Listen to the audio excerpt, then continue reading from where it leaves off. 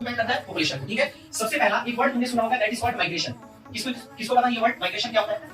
आपने पढ़ा होगा कि बहुत सारे वर्ड्स जब एक जगह से दूसरी जगह जाते हैं उसे क्या बोलते हैं? माइग्रेशन। क्या माइग्रेशन? कंट्री इंटर माइग्रेशन आपने सुना होगा, इंट्रा माइग्रेशन, ठीक है। क्या इस देश से बाहर लोग जाते हैं, हाँ या ना? अब एक बात बताओ, अगर माइग्रेशन बाहर होता है, देश से लोग बाहर जाते हैं, देश का पॉपुलेशन घटेगा या बढ़ेगा? घटेगा। लेकिन अगर कोई बाहर से इस कंट्री में आता है, पॉपुलेशन क्या होगा? बढ़ेगा। तो पहला फैक्टर क्या हो सकता है? माइग्रेशन। दूसरा, अगर मैं बोलता हूं कि माइग्रेशन के साथ-साथ बर्थ रेट। बर्थ रेट मतलब क्या होता है कि अगर पॉपुलेशन बढ़ रहा है, बर्थ रेट ज्यादा है, तो ये बताओ अगर बर्थ रेट बढ़ेगा तो पॉपुलेशन बढ़ेगा या घटेगा? बढ़ेगा, ठीक है। इसका ऑपोजिट अगर मैं तीसरा बात करूं किस चीज का?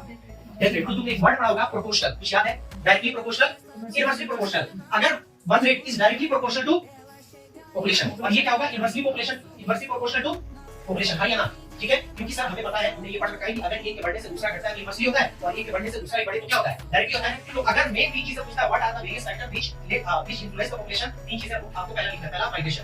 अब माइग्रेशन का दो टर्म आता है, क्या? एक बोलते हैं इमिग्रेशन